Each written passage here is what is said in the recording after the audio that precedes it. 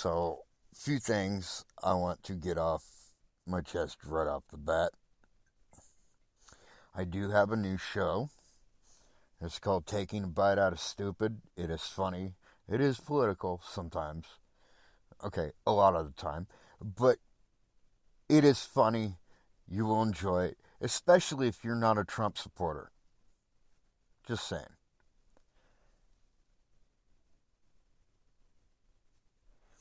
So, just putting that out there. Also, unrelated,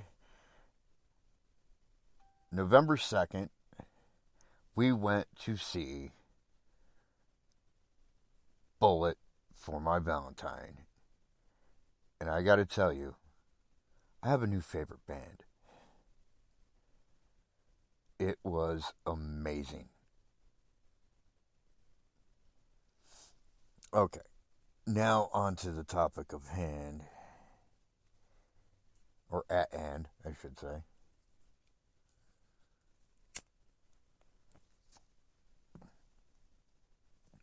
For those that don't know, we have moved. We are no longer in Ohio. We are in the lovely yet very haunted state of New Mexico.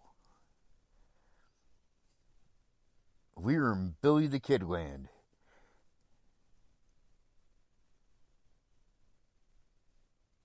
We are in the UFO superhighway. And yes, trust me, it is. We get activity here almost every single night. And that's without us even going out to like investigate. That's just here at home.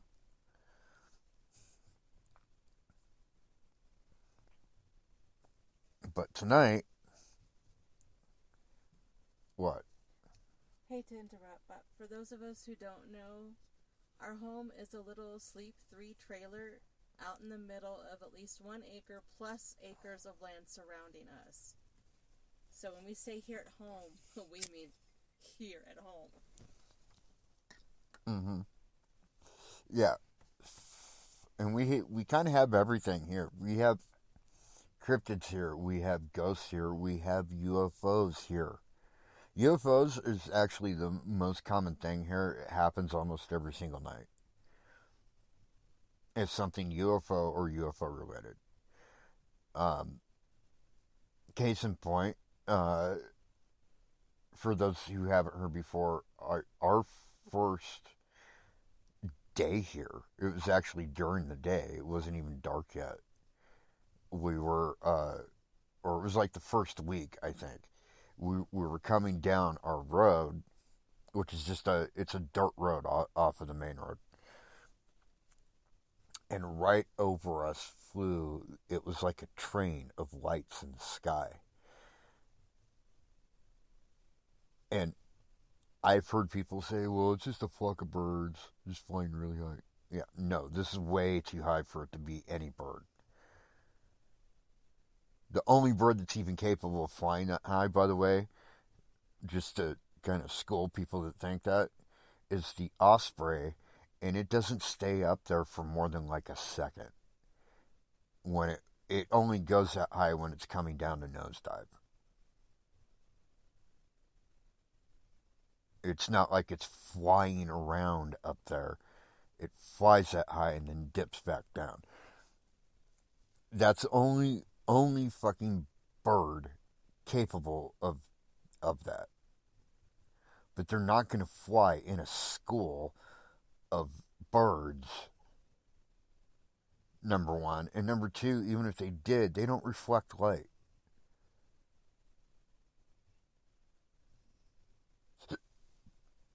We get phoenix lights here every night. And for those that don't know, Phoenix Light is it's like three lights in a triangle formation.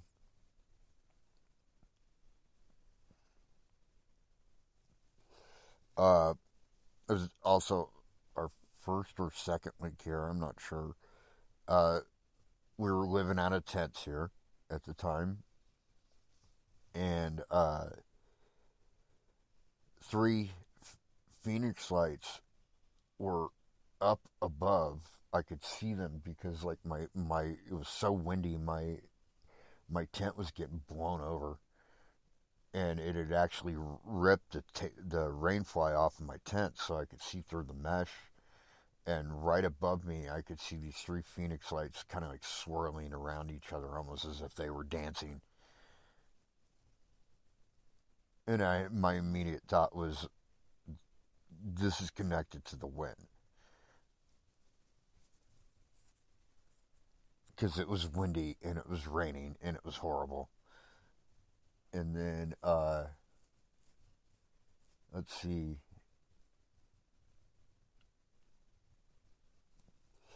shortly after that, um, we would see them all the time.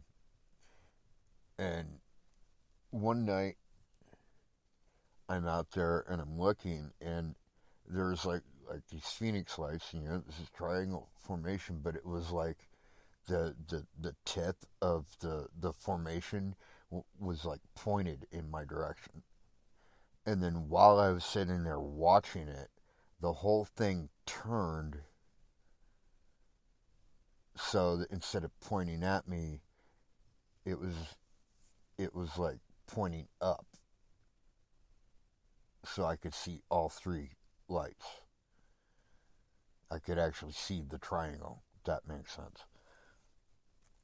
Anyways, the reason I wanted to do this podcast tonight is because uh, I was just sitting here talking and sitting on my bed talking, and the way this trailer is when you come into the trailer and you're facing towards the back of the trailer, my bed is on the right and Nora's bed is on the left. So when I'm talking to Nora and I'm sitting up, I'm looking out her window. And while I was sitting there looking out the window, I saw a couple things. I saw, well, first there was this flicker, like somebody lit a campfire down the road from us, which I know isn't what happened because it was just for a second. And then I saw these little lights, like almost like little fairy lights flickering almost straight across from us. And this is not abnormal, is my point. Like, this kind of thing happens all the time. We had a friend come over named Jason one night, and he was hanging out with us for a little bit, and he had this flashlight with him. And right behind our trailer is this bus. It's like an old school bus that somebody dragged up here, and it's like on its side. We actually have like a garage tent set up inside this bus, right? Because we get such strong winds here, you can't otherwise set up a tent. Anyways, so because it's like laying on its side, so the top of the bus is actually the closest side to us, and it has like those little vent holes, those square holes that like normally you'd be covered by like a vent facing us. And he came around the trailer with his flashlight, and he told me that he saw a face looking through one of those holes. So like I think it was a night or two after that, I'm out with my dog, walking my dog at night, letting him use the bathroom, and I'm looking in the other hole with my flashlight, and I don't see a face, but I see like the silhouette of like shoulders and a head.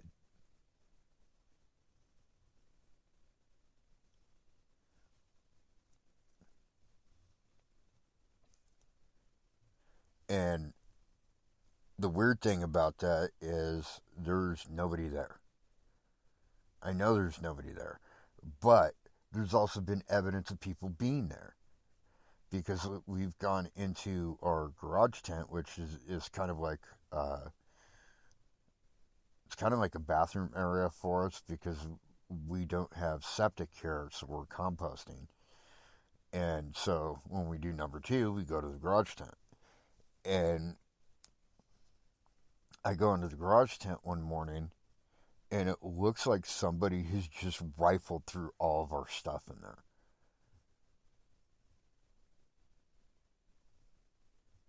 But there's nobody around. Like literally, my closest neighbor Chuck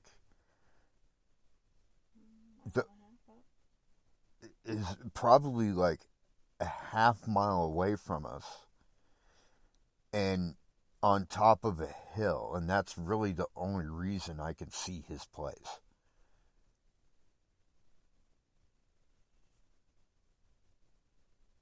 No, I do know we have skunks and rabbits. Yeah, but like the way this is torn up, it was like something bigger than a skunk or a rabbit.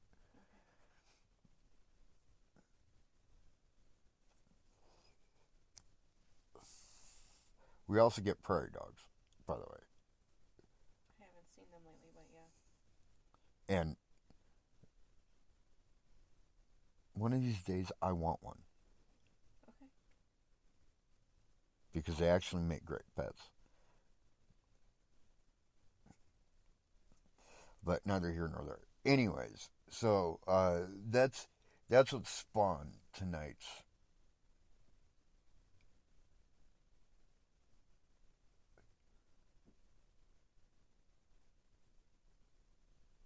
Sorry, uh, that's what spawned tonight's podcast is because of that. So, oh, and other news, real quick. I'm back on Spreaker. Um, I was just doing it through because Spotify came out with a new app that allows you to broadcast through Spotify directly, and that's great. And I take nothing away from them; they're fantastic. But there's certain things that are either really hard to do on that app or just aren't happening. And one of the things is like on this, I can add music really easily to this, like theme music and stuff. But on the Spotify one, I couldn't. I actually had to leave the mic open and then play music from another source. But on this, I don't need to worry about that. And, I've always been a big proponent of Spreaker. I think they're great. They're actually decently priced, and you get your money's worth. Like, and they are not an official sponsor or anything like that. Just to be clear, but I'm getting them their props right now. Uh, the plan I'm on now is let's see, it's $20 a month, and you get 180 minutes of recording time per session,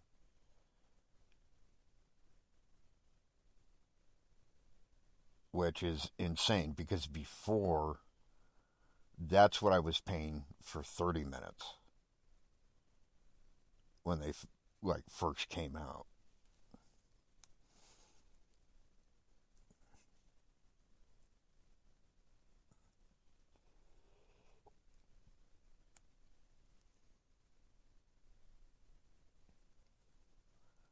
And just in case you don't know, that's like 2.5 hours, 3 hours, something like that. 3 hours, I believe. So, yeah, if you're at all interested in podcasting and you want to make it as easy as possible, Spreaker is definitely the way to go. It makes everything so simple.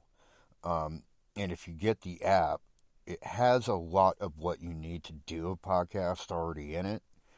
Um, when you open the app, it has, you can see it's set up like kind of like audio board or something, and across the top it'll say like playlist, effects, chat, and if you go to effects, it has all these effects already preloaded. Things like like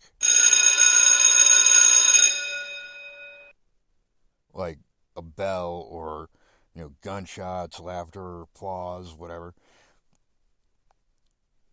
And so it's really awesome, particularly if you're new into podcasting. Spreaker is the way to go. So please check out Spreaker, SPREAKER.com today. All right, moving on. So all this is going on, and if you've been following us for a while, you know that we're longtime paranormal investigators, and I'm not going to get into the whole backstory again. But so this is like paradise to us. This is our bread and butter, and we don't even have to leave the house. And when it's warm enough, we can go on top of the bus and have even more fun. Mm-hmm.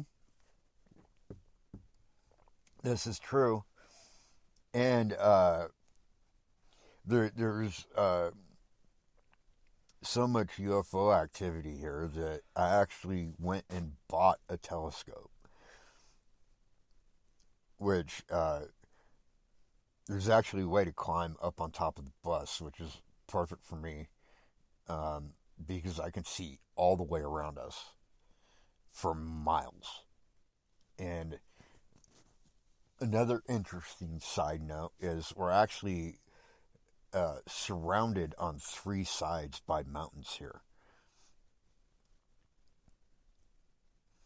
We actually got the southern tip of the Rockies just north of us. Then we've got the Sandia Mountains to the west, and I'm not sure what the ones to the east of us are, but yeah, we're surrounded on three sides by mountains, and I think that contributes to the activity here.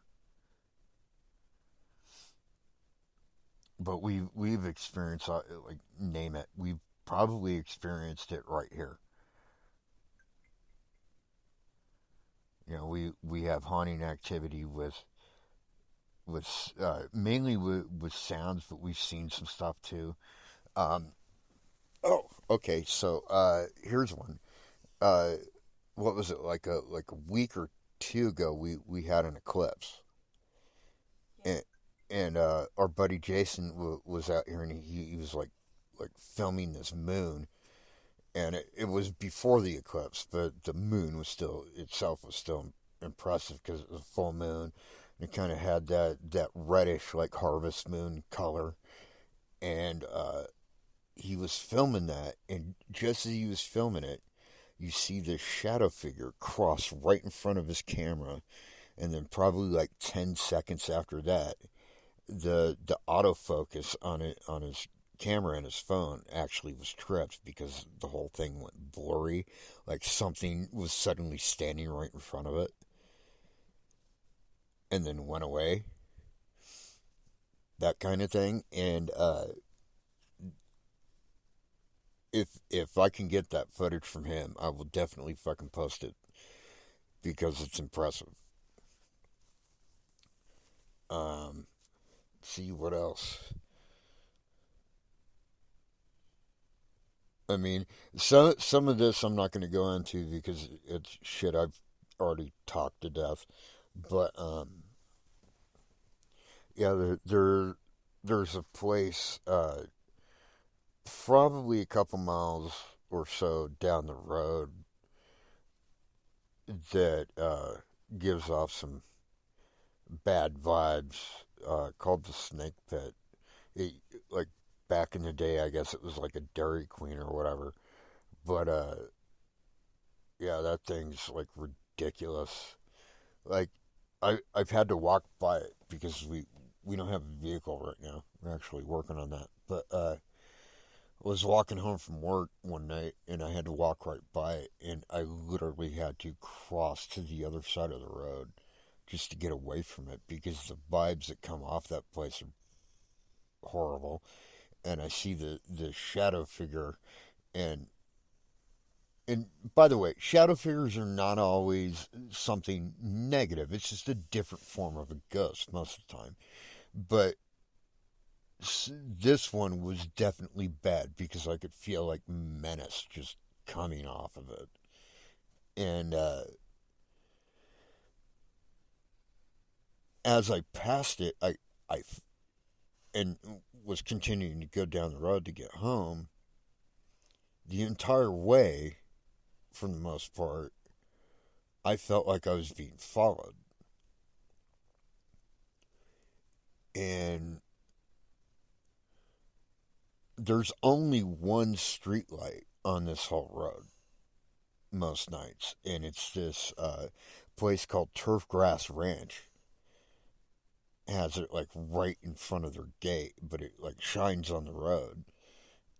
And I was almost to like the circle of that light, like maybe 12 feet from it. And as I'm coming up to it, right in front of me, this shadow figure like crosses right in front of me, and the shape of it, it was basically a skinwalker. And I'm like, oh, okay. And then for a while after that, probably a couple months at least, every time I would get onto to my road, because once you hit my road, it's like another 2 miles up this dirt road to get to where we live. And I'd start up this road, and I would feel like I was being followed the entire time. And a couple times I would turn around to look with my flashlight, and just at the edge of where my flashlight could reach, I could see that something was there. I couldn't make out features because it was too far away, but something was definitely following me. And it wasn't something physical, I can tell you that. And so, I took means to protect myself, and now I don't get, I'm not bothered. But the point is this place is special because if it is in the realm of the paranormal, it's here. Hell, we even have our own version of Bigfoot in the Gia National Forest. And and I don't know if you're aware or if you follow like the missing 411 phenomenon. Uh, for those that don't know, I'll briefly explain this. So there is this guy. He used to be I believe he was a homicide detective, but I could be wrong. I know he was a detective of some sort, but his name is David Paulides, and he was visiting a national park one day when these rangers came up to him and told him about some missing people that they had in the national park. And it sparked his curiosity, so he started looking into it. And he started finding all these cases in national parks in our country where people have gone missing mysteriously. And he wrote a series of books about it. He's probably got like 12 books about it. And he's got a very like rigid uh, list of things that have to be checked off in order to qualify as a missing 411 case. And a couple of the things that are on that list are people that have gone missing, like when people were around. It's not like they went off into the woods and then they were just gone. these are people that were like at a family gathering. Like one I'll tell you is I don't remember names because I'm horrible with names, but this I believe this happened in like the 1950s, maybe 1960s, something like that. But there was this guy and his kid, and they were at some kind of like business related picnic or something. So like everybody in the company brought their kids, their families, and the kids were like playing like hide and go seek, and these are little kids, like 5, 6 years old, and you know, while the father is watching his kid, he could see his kid hide behind this tree because they were like playing hide and go seek, and after a while they called the kids in, and this other kid, so like there's like this little trail, and then on one side there was a tree, and on the other side there was a tree, and one kid hid behind one tree, somebody else's kid, and then his kid hid behind the one to the right, and so the kid that was behind the tree to the left came out, but his son didn't, and so he's like calling to him, come on out, and finally, he's starting to get a little annoyed. So he gets up and he walks over there and he looks behind the tree, and there's no kid. And so everybody was like calling for him and everything. They called the authorities. They sent out this massive search, and he was found. Uh, like 3 miles away. Now, keep in mind, this is 3 miles away as the crow flies. When you're walking through the woods and stuff, like 3 miles isn't 3 miles, it's like 4 times that. But somehow this kid ended up traveling through this swampy area 3 miles to this fence line, and on the other side of the fence line it was like this. It was like an oil refinery or something. I don't remember, but it was something industrial. And he's on the fence line, hiding behind the tree, just peeking his head around this tree, and two of the searchers saw him and brought him home. But how did like this little kid get that far? Number one, through marshy, swampy area by themselves, and then I'm sorry, the kid was 3 years old. The kid was 3 years old. That's right, because they asked the kid how he got there. The parents asked him, the police asked him, a bunch of other people asked him, and his story remained the same. That this giant was peeking its head behind this tree, and he followed it, and it led him to that area.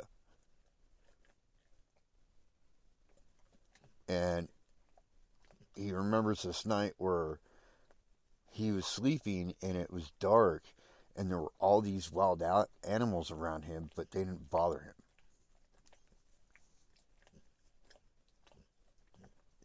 And so, like, basically, what the kid was alluding to, as far as anybody can tell, is that something like Bigfoot had led him to this area. And this is one of the rare examples where somebody went missing and then was found. Most of the time, they're not found, or they're found deceased. One guy, they was actually, I believe it was here in New Mexico. He went hiking up this trail. He was actually an avid hunter, and they were hunting that day. And he had something happened with, I guess, this area that they went into. You needed to like have pack mules or horses or whatever, and they got to this one area and this mule got spooked and he ended up losing his gear. So if you're looking at a map of this area, you can see this trail that comes up and then goes around like a hook. But then there's this other trail that connects it, that goes across. So it's kind of like in the shape of a bell almost. And so this guy is an avid guy, and this guy knows this area very, very well. Like, very well. Like, is here all the time, knows it like the back of his hand. Somehow he missed the turn to go up to where this cache was that he was looking for, where he had extra gear. That's how often he went to this area. He had caches all over. And he made this wrong turn and ended up going down this trail.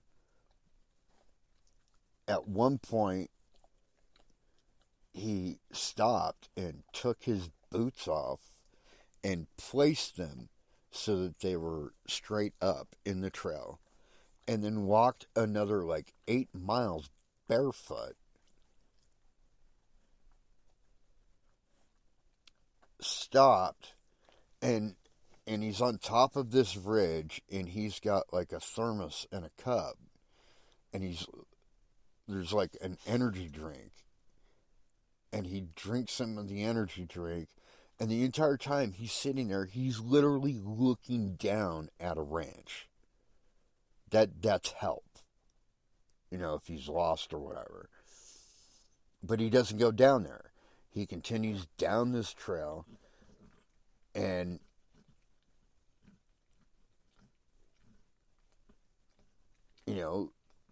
basically fucking dies.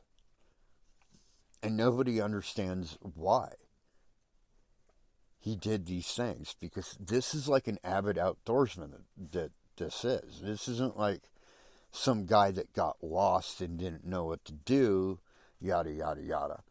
This is a guy that knows this place very, very well, that is an avid outdoorsman, has all the tools and the skills to survive in the wild, and ends up doing all this crazy shit and ends up dying. That's what the missing 411 cases are. They're these cases that don't make any sense on paper. Now, and these are cases where, well, could the culprit be something paranormal? Maybe. Or maybe this is just aberrant behavior of an otherwise, healthy person.